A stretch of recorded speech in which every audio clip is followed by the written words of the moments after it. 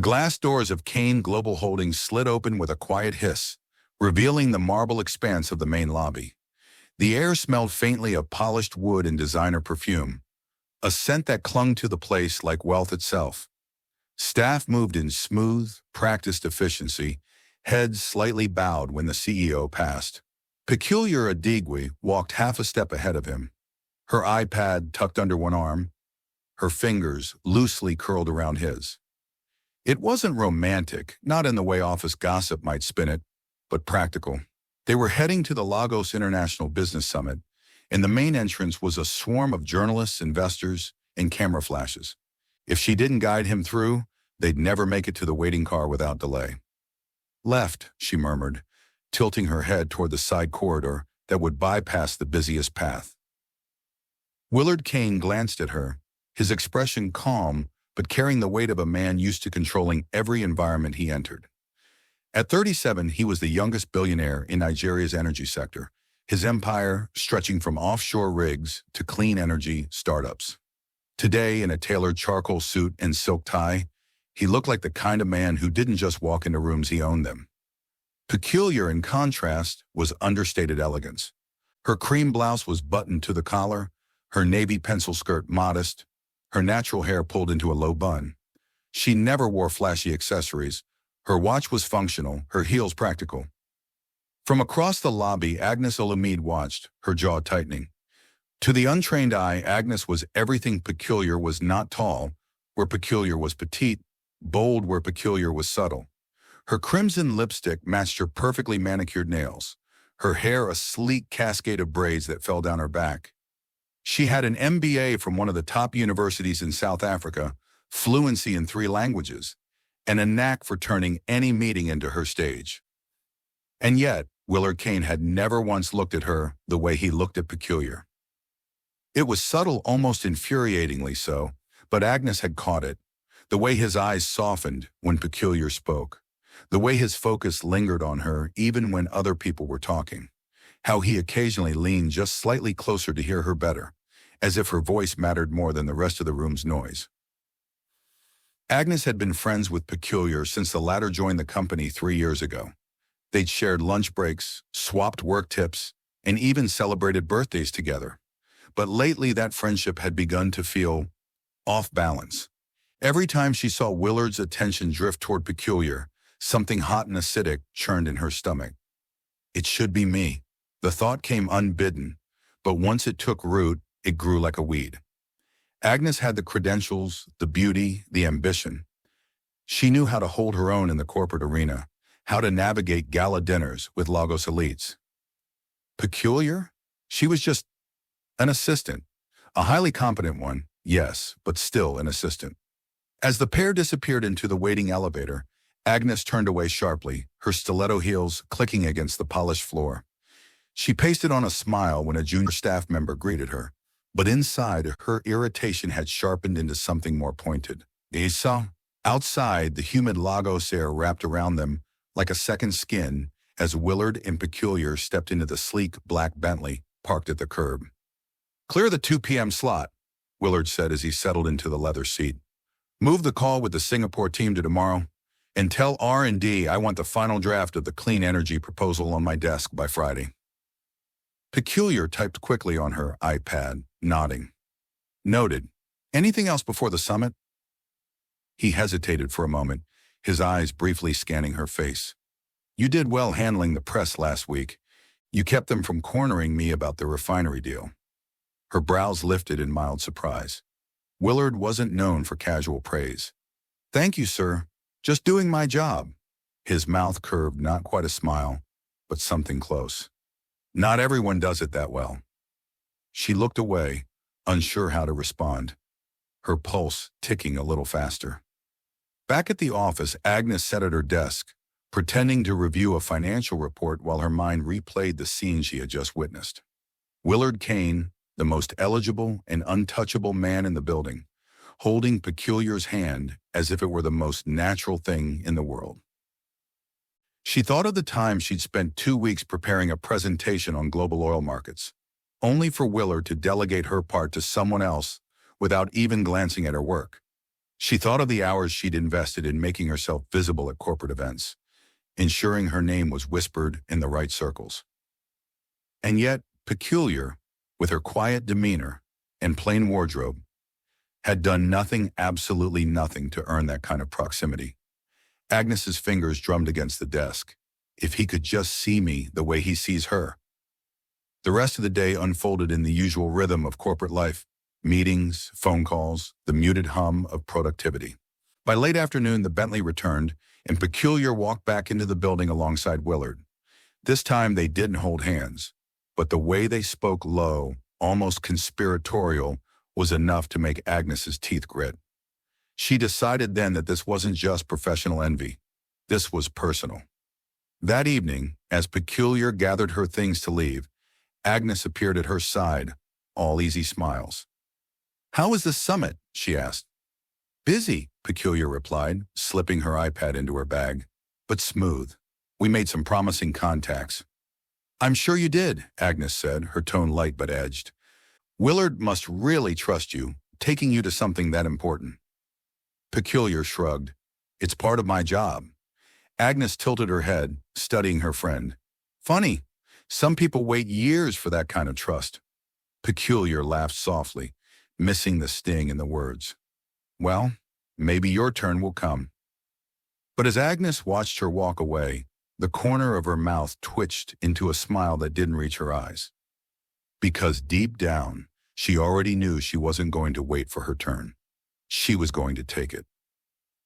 Lagos woke humid and golden when Peculiar reached the office before 7. She liked the hour before noise, the lobby holding its breath, the city still a rumor. She arranged Willard's agenda, flagged urgent emails, set a bottle of water beside his chair, label turned from any camera. Willard arrived with quiet force. He paused at her desk and handed a folded card. "For yesterday, you salvaged the press gauntlet." Inside, "Thank you for the grace under fire," followed by his tight signature. Peculiar blinked. "That's very kind." "Accurate," he said, and went into the boardroom. Agnes came late, perfume announcing her first. She noticed the card at once. "What's this? The CEO discovered stationery?" "Oh, a thank you," Peculiar said, slipping it into her drawer. "For doing your job?" Agnes laughed a notch too bright. "Imagine if he thanked me every time I saved a portfolio." "It isn't competition," Peculiar said, checking the time. "He wants the refinery briefing in 10. Agnes's smile barely held.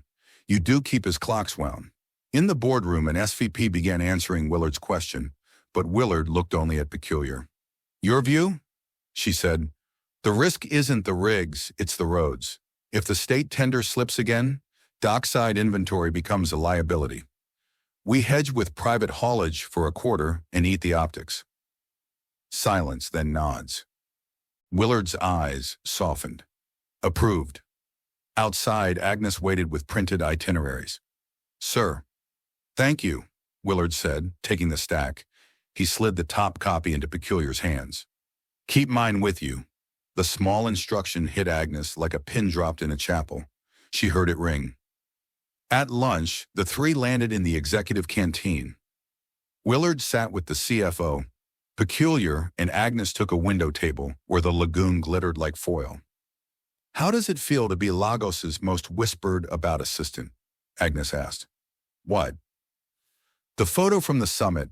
Blogs are practicing your wedding caption. Don't forget the little people when you're first lady of energy." Peculiar rolled her eyes.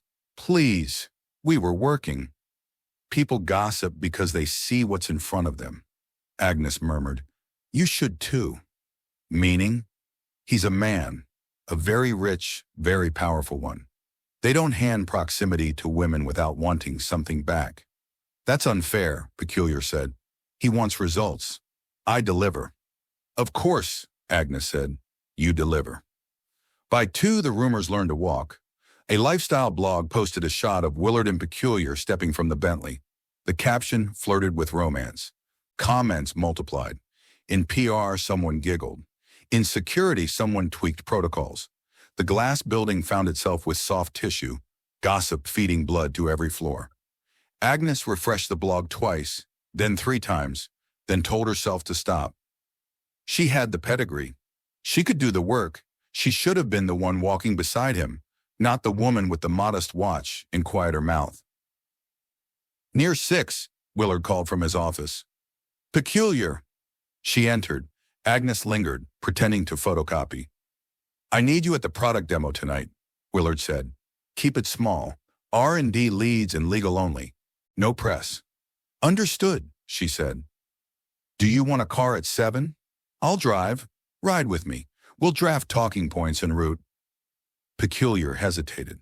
Beyond the glass, Agnes felt that beat like static on skin. If it's inconvenient, he added gently, we can meet on site. It's fine, she said. I'll be ready at 7.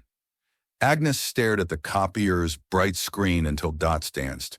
The machine whirred, spitting blanks. She walked to the ladies' room, locked a stall, and sat, fingers to her temples. Anger felt too simple a word.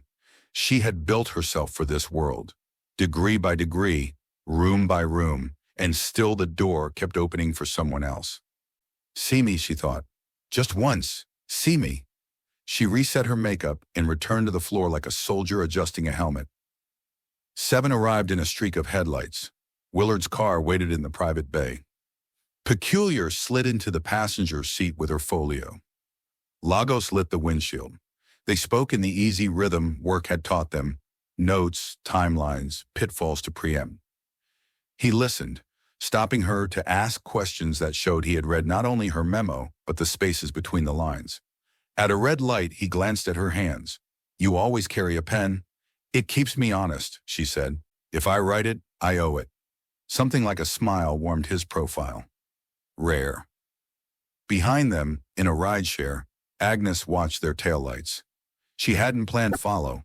She had stayed late and drifted toward the elevator at the same time as Peculiar. Serendipity, she told herself. Research. She told herself many things. The demo space was glass and dusk. Engineers hovered over consoles. The new battery prototype sat like a small, sleeping animal.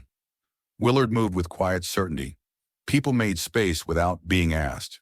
Peculiar circulated, collecting questions, cushioning egos, tightening the schedule with a smile. When the prototype woke and the display lit cleanly, Willard's relief flashed toward her first. Agnes felt that flash burn. Afterward, he thanked the team and turned to Peculiar. Good work. Yours, she said. He shook his head. Ours. On the way back, Peculiar checked her phone. A message from Agnes. Where are you? Another. He took you, didn't he? Just a demo, she replied. Be home soon. Agnes stared, then deleted the apology she'd been drafting to herself for being dramatic. The apology was a lie. Her feelings were not. In bed, she counted the day's tiny betrayals. The card, the boardroom, the car. By midnight, counting became a plan. If proximity was currency, she would create debt. If visibility was power, she would adjust the lights.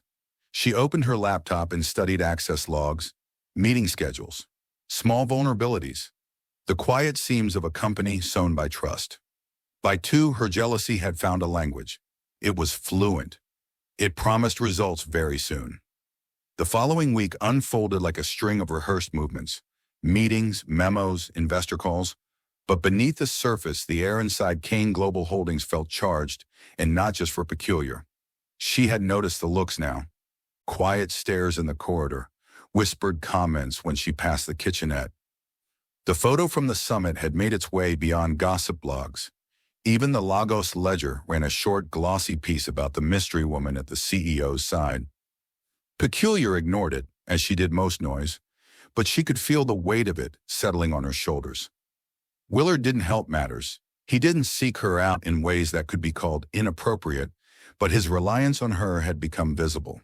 He asked for her to accompany him to more client lunches, to sit in on high-level negotiations, to take the lead on sensitive correspondences usually handled by legal. To Peculiar, it was trust, nothing more. To everyone else, it looked like something else entirely. And to Agnes, it was proof. Proof that her best friend had somehow stepped into the space she'd been chasing for years. That Thursday, Willard hosted a small networking event in the penthouse lounge of the Echo Imperial Hotel. The guest list was stacked: ministers, tech founders, a few international investors. The kind of event where a casual conversation could birth a billion-naira deal. The invitation list had been handled by PR, but Willard had made one adjustment. Peculiar attends. She'll coordinate the flow. The moment Agnes saw her name missing from the final roster, she knew exactly what this night was: a show of trust, an elevation. Peculiar arrived at the Eco Imperial in a black satin sheath dress, minimal jewelry, her hair swept up into a simple twist. She checked guest tags, coordinated with the catering team, and made sure Willard's talking points were discreetly placed near his seat. When Willard stepped into the lounge, conversation shifted subtly. His suit was midnight blue, his tie silk, his watch a restrained platinum. He greeted the Minister of Commerce, shook hands with the head of an oil conglomerate, then crossed the room to Peculiar. "You've thought of everything," he said under his breath. She smiled. "That's my job." His gaze lingered. "And you're very good at it." They moved through the evening like partners in a quiet dance. She caught investors before they slipped out, smoothed over a moment when the champagne ran low, and reminded Willard discreetly when it was time to pivot to his closing remarks. Across town, Agnes scrolled through her phone in her Lekki apartment, every social media platform feeding her photos of the event. There was Willard at the bar with a minister, and there was Peculiar, leaning in to murmur something in his ear. There was Willard laughing, his eyes on her, not the photographer. The acid burn in Agnes's stomach returned, sharper than ever. If he wants her, let's see how much he wants her when her name is linked to ruin. The thought was ugly, dangerous, but it didn't leave. The next morning, Agnes walked into the office early, her heels snapping against the marble floor. She greeted security, took the lift to the executive floor, and made her way to Peculiar's desk. "Morning," she said brightly. "Coffee run before the madness begins?" Peculiar looked up from her iPad. "That'd be great. Willard wants his usual black, no sugar." "You got it," Agnes said. Peculiar logged off her laptop, closed it halfway, and left it on the desk. Her bag remained under her chair. The moment the elevator doors closed behind her, Agnes's smile dropped. She slid into Peculiar's chair, opened the laptop, and began typing. Her hands were steady as she accessed the confidential file directory. It wasn't hard. Peculiar's clearance was high enough to touch almost anything. Agnes selected the newest folder, labeled Solar West Project, a multi-billion-dollar clean energy deal in its final negotiation stage. In her personal email draft window, she attached the files and addressed them to a contact she knew worked for a rival energy company, one that would pay handsomely for the details. The subject line was short. "Thought you'd find this interesting." She hit send. Peculiar returned 5 minutes later, coffee cups in hand. Agnes was standing now, flipping through a file she grabbed from the corner of the desk. "Thanks," Peculiar said, setting Willard's cup on a tray for delivery. "No problem," Agnes replied smoothly. "He's lucky to have you." By mid-afternoon, the building's quiet hum shifted. A pair of security officers moved toward the IT department. An email pinged across the internal network: urgent meeting in the 11th floor conference room for select executives. Willard's voice cut through Peculiar's phone line. "Come to my office." She entered to find him standing by the floor-to-ceiling windows. The Lagos skyline stretched in sunlit glass behind him. He turned. "This morning, a confidential file from your account was sent to a rival company." The words hit her like ice water. "What? That's not possible." "It's possible," Willard said evenly. "It happened." Peculiar's throat tightened. "Sir, I would never—" His gaze was unreadable. "I'm not making conclusions yet, but I need to know who else had access to your system today." She searched her mind. "No one. I left it open when I stepped out for coffee. Agnes was here, but—" Willard's brow lifted slightly. "Agnes." Her stomach sank. "She's my friend. I trust her." "Trust," Willard said quietly, "is exactly what's at stake." He turned toward his desk, already reaching for his phone. "I'll have it pull every keystroke and every camera feed from this floor for the last 48 hours. Peculiar felt her pulse hammering in her ears.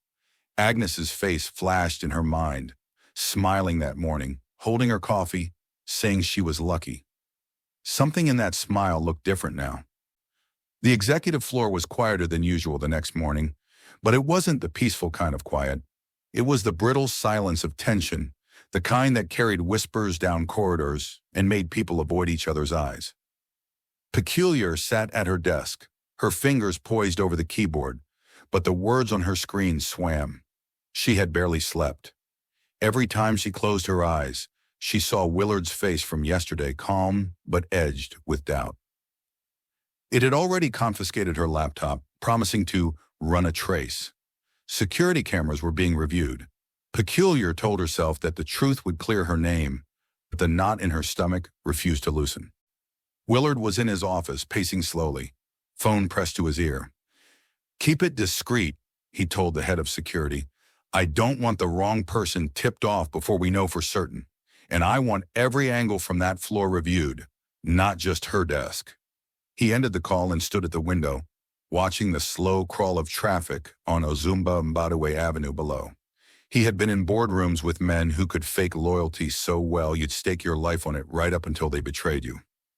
But Peculiar, something about her didn't fit the pattern of guilt. He didn't have long to dwell. A soft knock came at the door. "Come in," he said. Agnes stepped inside, closing the door behind her. Today she wore a crisp white blouse and pencil skirt, her lipstick a muted plum serious, understated. "Sir," she began, her voice low, "I know you're dealing with a delicate situation." Willard studied her. "Go on." "I don't mean to interfere," she said, stepping closer, "but I've been meaning to share some concerns about Peculiar. I've noticed things small, but telling over the past few months." "What kind of things?" Agnes hesitated, as though weighing whether to speak. "She's ambitious, more than she lets on. I've caught her taking notes on conversations she wasn't a part of, asking about departments she has no reason to be involved with. And lately she's been more distracted, sneaking off to make calls, checking her phone constantly." Willard didn't move, but his eyes narrowed slightly. "And you think this ties into the breach?" "I don't want to accuse," Agnes said quickly, though her tone suggested she very much did. "But the signs are there. She's charming. I know she's earned your trust, but people like that, sometimes they're not what they seem." Willard leaned back against his desk, arms folded. "You've been friends with her, haven't you?" "Yes," Agnes replied, lowering her gaze. "Which is why this is difficult. But if someone is putting the company at risk, I can't stay quiet." He let the silence stretch a moment longer than was comfortable. "Thank you for your concern," he said finally. "I'll take it into account." Agnes nodded, as though relieved to have unburdened herself, and left the office. The moment the door closed, Willard's expression changed. Not to anger, not yet, but to something sharper. He replayed her words in his head, sneaking off to make calls, distracted, more ambitious than she lets on. It wasn't that what Agnes said was impossible in business. Anyone could be hiding something. But there was something rehearsed about her delivery, something too precise. And the timing bothered him. The investigation was still ongoing. Evidence was still being gathered. And yet Agnes was already here planting seeds. He'd seen this before, people trying to guide an investigation before the facts landed. People afraid of where the truth might point. His gut told him this conversation had nothing to do with protecting the company. That afternoon, security delivered the first batch of footage. Willard shut his office door and played it back on the large monitor mounted on the wall. The angle was clear. Peculiar's desk, time-stamped 8:02 a.m. The footage showed her standing, taking her bag, and leaving toward the elevators. Less than a minute later, Agnes appeared, coffee cup in hand. She glanced toward the corridor, then slid into Peculiar's chair. Willard froze the frame, his eyes narrowing. Agnes's hands moved on the keyboard with practiced ease. She typed for several minutes, then closed the laptop, picked up a random file from the desk, and stood casually as Peculiar returned. Willard's jaw tightened. He had no audio, but he didn't need it. By the end of the day, he had the preliminary digital trace report from IT. The file had indeed been sent to a rival company. The login used was Peculiar's, but the keystroke signature didn't match hers. Every person had a distinct typing rhythm. This one was different. Significantly different. Willard leaned back in his chair, the Lagos skyline glowing gold outside his windows. Peculiar had been telling the truth. And Agnes had just made herself the prime suspect. He wasn't going to act yet, not until he had enough to close this without question. But one thing was certain, someone was about to learn exactly how dangerous it was to play games with Willard Kane. The morning after the first wave of evidence came in, the sky over Lagos was a heavy gray, the kind that threatened rain without committing. Inside Kane Global Holdings, the atmosphere mirrored it, heavy, tense, expectant. Peculiar walked into the building as she always did, head high, steps measured, but inside she was unraveling. The stares from colleagues felt sharper today. She could almost hear the unspoken questions. Is it true? Could she have done it? She had worked for Willard for 3 years without a blemish on her record. She'd turned down job offers from other firms, stayed late, sacrificed weekends, all because she believed in the work. And now, with one email she didn't send, her reputation was dangling over a cliff. Willard was waiting for her in his office. He was leaning against his desk, not seated, and that alone made her pulse jump.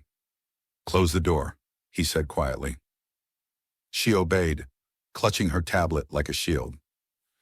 "I've reviewed some of the investigation results," he began. "The file that was leaked, it came from your account." Her voice broke on the words. "I didn't send it. I swear to you, I didn't." "I know," he interrupted, his tone low but firm. Her head snapped up. "You know, I'm not finished confirming every detail," he said, "but I've seen enough to believe you. Peculiar, I've run companies long enough to know when someone is lying to my face. You're not lying." The relief that washed over her was so sudden it left her unsteady, but it was tangled with something else, grief. Her hands trembled as she lowered herself into the chair opposite him. "All I have ever wanted was to work and be paid fairly for it," she whispered. "I don't play office politics. I don't chase power. I keep my head down and I do my job. That's it." He said nothing, letting her speak. "And now," her throat tightened, "now everyone is looking at me like I'm a thief. Like I spent years here just waiting for the right moment to betray the company. To betray you." Her eyes brimmed over before she could stop them, hot tears spilling down her cheeks. She covered her face with her hands, humiliated by the sound of her own sobs. Willard was beside her before she heard him move. His hand closed gently around her wrist, pulling her hands away from her face. "Look at me," he said, his voice steady. She tried, blinking against tears. "I trust you," he said simply, "and I will not let this company or anyone in it destroy what we have because of a lie." Her chest rose and fell quickly, the tears slowing. "Why? Why are you fighting for me like this?" For a moment something flickered across his face, hesitation, then resolve. He exhaled slowly. "Because," he said, his voice quieter now, "I can't pretend you're just my assistant anymore. I haven't been able to for a long time." The words hung between them like something fragile and dangerous.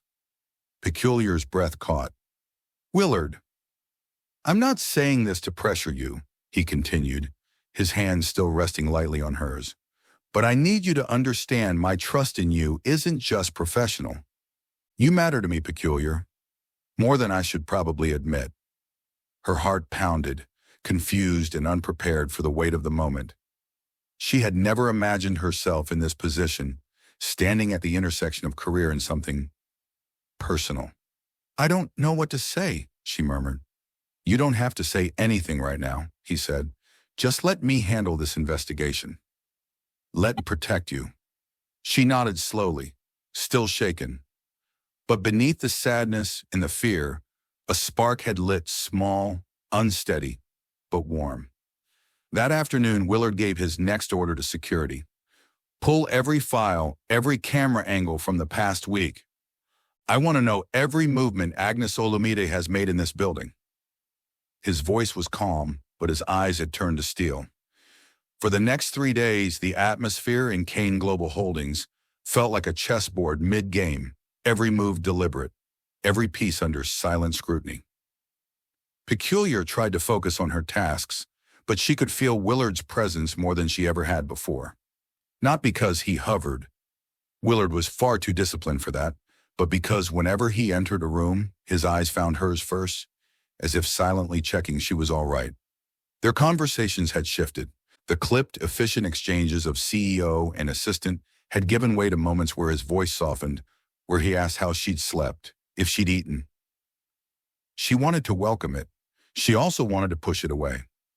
That Thursday evening, she lingered by his desk after running through his next day's schedule. "I'm scared, Willard," she admitted, the words tumbling out before she could dress them in restraint. "Even if you believe me, once an accusation like this starts, it's hard to erase it. What if my name is ruined here? What if people always see me as the woman who—" He stood, coming around the desk until he was in front of her. "Peculiar," he said firmly. "I will get to the root of this. And when I do, everyone will know the truth." Her gaze flicked up to his. "But why risk your reputation to protect me?" "Because maybe this," he said, gesturing between them, "was meant to bring us close. Maybe it's the one thing that's forcing me to stop pretending I don't care about you outside of work." Her pulse skipped. "And I will never leave you to face this alone," he added. "Not in this office, not in this city, not anywhere." The vow settled over her like a warm shield. For the first time since the accusation, she let herself breathe. The next morning, Willard sat in the private security room with the head of IT and the chief of security. On the wall, multiple monitors displayed camera footage from the day of the breach. "There," the IT lead said, pausing the recording. The timestamp read 8 hours, 3 minutes, and 14 seconds. The camera angle showed Peculiar leaving her desk with her bag. Not 30 seconds later, Agnes entered the frame, coffee in one hand. They watched as she glanced over her shoulder, slid into Peculiar's chair, and began typing. "This matches the keystroke log," the IT lead continued, pulling up a side-by-side display. "Typing rhythm doesn't match Peculiar's pattern. It's Agnes's confirmed against her login history." A second monitor displayed the sent email. "Confidential files attached. Sent to an external address linked to a rival company. The sender, Peculiar's email address. The originating device, Peculiar's laptop." The chain of evidence was now complete. Willard's jaw tightened. "So there's no doubt?" "None," the security chief said. "It was Agnes." Willard didn't call Agnes immediately. Instead, he walked back to his office, stopping at Peculiar's desk. "Come inside," he said. She followed, her nerves prickling. "Is there news?" He closed the door and faced her. "It wasn't you. The breach was traced directly to Agnes." Her hand flew to her mouth, eyes welling. "Oh my God, all this time! She used your account while you stepped out," he said, voice low but edged with anger. "She wanted this to fall on you." The tears came fast, and not from guilt now, but from relief. "I can't believe I thought she was my friend." Willard stepped closer, cupping her cheek gently. "Friends don't do this. People who deserve you don't do this." Her breath hitched at the tenderness in his touch. "Now you understand why I told you I'd never leave you," he murmured. "You matter to me, Peculiar. And when this is over, I want us to start being honest about what that means." She didn't pull away. She didn't know if she could. By Monday morning, Willard had everything he needed. The evidence against Agnes was airtight digital logs, security footage, even a time-stamped trace of the email sent from Peculiar's laptop. The company grapevine was already buzzing with speculation, but Willard intended to end it decisively. At precisely 10 a.m., he summoned Agnes to his office. The blinds were half drawn, the Lagos sun spilling stripes of light across his desk. Peculiar was there too, seated to the side, her expression composed but wary. Agnes walked in, her heels clicking on the polished floor. "You wanted to see me, sir?" Her gaze slid briefly to Peculiar before she sat down, crossing one leg over the other. "Yes," Willard said, his voice cool. "Sit." When she did, he reached for the remote and switched on the large monitor on the wall. The paused frame showed Peculiar's desk empty and Agnes sliding into her chair. Agnes stiffened. "What is this?" "Security footage," Willard replied evenly. "From the morning the Solar West project files were leaked to our competitors. This is you using Peculiar's laptop while she was out of the office." She shifted in her seat. "I don't know what." He clicked play. They watched her type for several minutes, attach files, and hit send. Then he pulled up the email log on the split screen, the rival company's address glaring in the to field. "Tier, I could have handled this quietly," Willard continued, "but you involved an innocent person, someone who has been nothing but loyal to this company. And to me." Agnes's eyes darted between the screens and his face. "Sir, I was testing our security." "Don't insult me," he cut in, his tone turning sharp. "This was sabotage. You wanted Peculiar blamed, and you nearly succeeded. But you underestimated me and her." For a beat, the room was silent except for the faint hum of the air conditioning. "You're finished here, Agnes," Willard said finally. "Effective immediately, your access to this building and all company systems is revoked. Security will escort you out." Agnes's face drained of color. "You're firing me?" "I'm protecting my company," he replied coldly, "and the people who actually deserve to be here." Security arrived within minutes. Agnes stood, her jaw tight, eyes flicking to Peculiar as though searching for some sign of triumph. Peculiar met her gaze only briefly, her expression unreadable. As the door closed behind them, the tension in the room eased. Willard turned to Peculiar. "It's over," he said softly, "and everyone will know you were innocent." She exhaled a long, shaky breath. "Thank you for believing me." He stepped closer, his hand brushing hers. "I told you I will never leave you." The warmth in his eyes left no room for doubt. The morning began with a shockwave. Every major Lagos business channel, blog, and financial paper carried the same breaking headline. Kane Global clears assistant in data leak CEO names real culprit. The article detailed Agnes's betrayal, complete with stills from the security footage showing her at Peculiar's desk. It quoted Willard directly. "Rene, Miss Peculiar Adigwe has served this company with excellence and integrity. She is not only exonerated, but holds my highest professional and personal trust." By the time Peculiar arrived at the office, the stares had changed. They weren't suspicious anymore. They were respectful. The same colleagues who had avoided her for days now greeted her with quiet nods, some with murmured apologies. But the biggest surprise was still to come. At noon, Willard called an unscheduled all-staff meeting in the glass atrium. Everyone from the board members to the interns gathered as he stepped up to the sleek podium, the Lagos skyline blazing behind him. "I called you here," he began, his voice carrying through the space, "to address something important. We've had a difficult week. A betrayal from within could have destroyed trust in this company, but the truth always has a way of finding the light." He looked across the crowd until his eyes found hers. "Peculiar Adigwe, would you come up here?" She froze for a moment, heat rushing to her cheeks.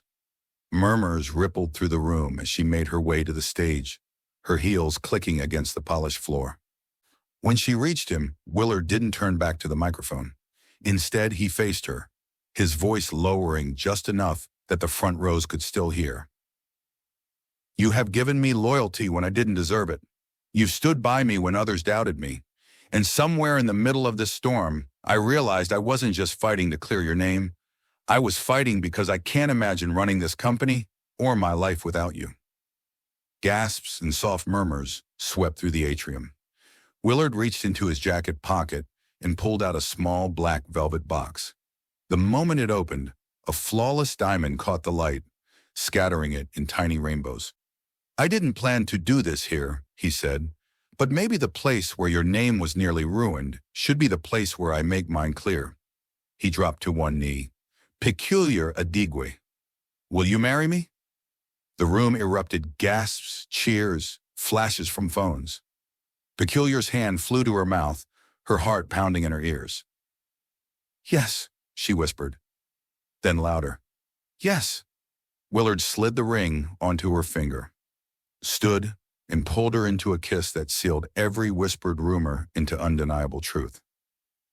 For the first time in weeks, she felt completely seen, not as a suspect, not as an assistant, but as the woman Willard Kane had chosen in front of the world. 6 months later, the air inside Kane Global Holdings felt different, brighter, lighter, safer. Peculiar sat behind a sleek mahogany desk on the 12th floor, not the corner outside Willard's office anymore, but in her own glass-walled space. Her new title gleamed on the plaque by the door, Chief of Corporate Strategy. The promotion had been Willard's first executive decision after the storm passed. "You've been running half the company from the sidelines for years," he'd told her. "It's time the title matched the work." She'd accepted with a mixture of pride and disbelief. Their relationship was no longer whispered about in the corridors. It didn't need to be. Willard never hid the fact that they were together, whether it was a hand resting on her back as they entered a board meeting, or the way his eyes found hers across a crowded conference hall. And she'd learned to embrace it. The fear that had once knotted her stomach had dissolved into something steady and unshakable. That Friday evening, as the sun began to set over the lagoon, Willard leaned against her office doorway, jacket slung over his shoulder. "Ready to go?" he asked, his voice carrying that familiar warmth that was hers alone. She powered down her computer, crossing the room to join him. "Where to this time? Dinner at the rooftop? Or are you going to surprise me again?" He smiled. "Surprise. But I'll give you a hint, it's somewhere that's going to remind you that every risk we took was worth it." She laughed softly, lacing her fingers through his. "You do realize you're impossible to say no to?" "That's the point," he teased. As they stepped into the private elevator, Peculiar glanced at her reflection in the mirrored walls, confident, respected, loved. The woman who had once been seconds from losing everything was now building a future she never dared to imagine. And standing beside her, Willard was exactly as he'd promised. Still there, still choosing her, still refusing to let go. The city lights flared to life below as the elevator doors closed, carrying them down into the night together.